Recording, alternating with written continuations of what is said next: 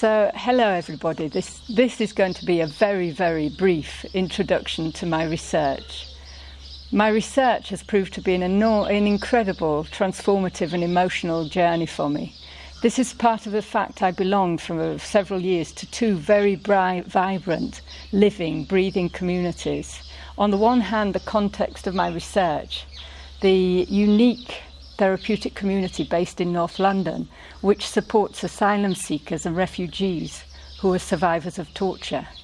And on the other hand, my research community in Birkbeck College, University of London, and my supervisor and his team of supervisees, who are very much part of my research journey.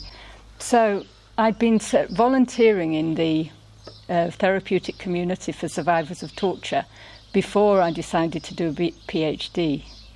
And as I slowly started to develop the idea of doing research, my research ideas began to form.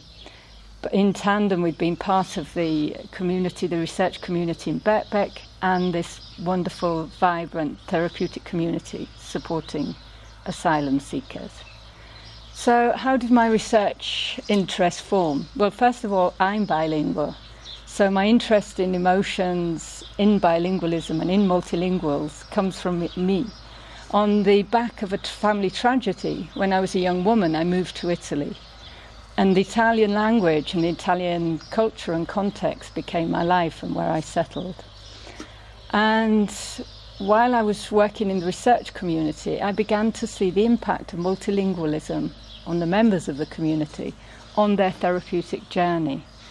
For example, my research question was very much stimulated and inspired by a conversation I had several years ago with one of the members. I think on that occasion we were cooking together, preparing the meal, the Tuesday meal or the Friday meal for the community.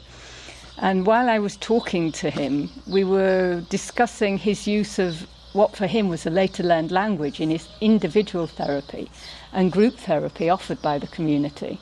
And I said to him, well, would you have preferred to use your first language? I mean, it must be difficult for you to be using a later learned language. You probably haven't the words to express yourself that you need. And he immediately replied to me, no, Sally, I much, much prefer to use English.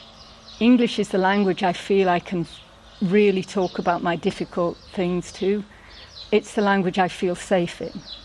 So from that conversation, I started to reflect on what that might mean for the therapeutic journey, his therapeutic journey, the journey of the other members of the community, who for all of them, English was a later learned language.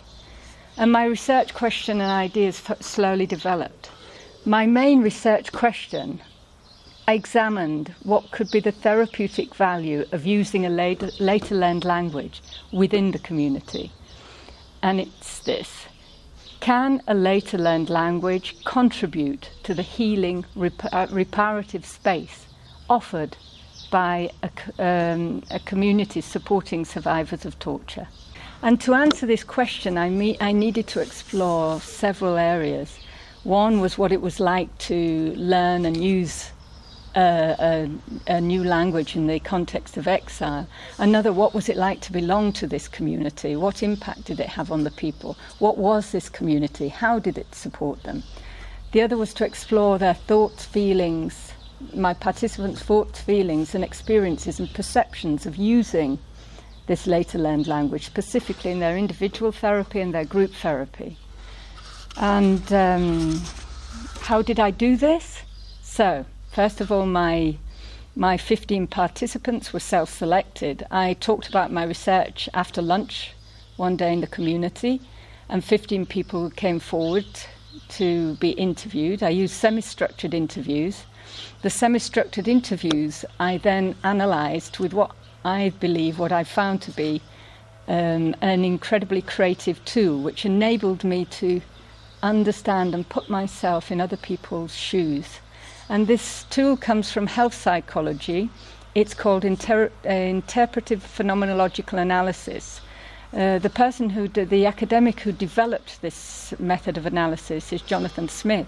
He too is academic at Birkbeck College in the Department of Psychology.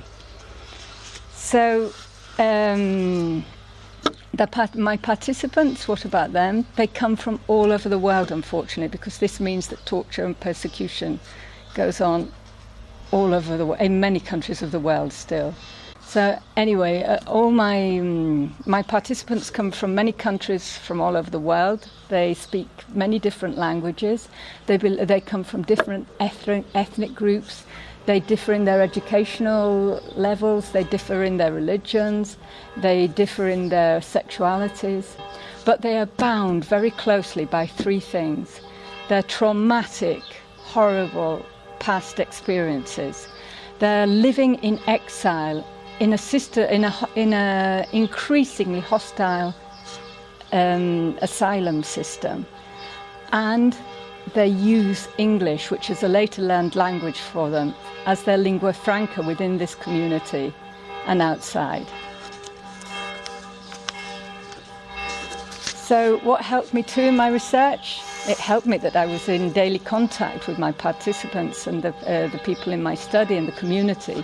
The strategies from fieldwork I used helped me to interpret and embellish my interpretation of the data coming from the semi-structured interviews.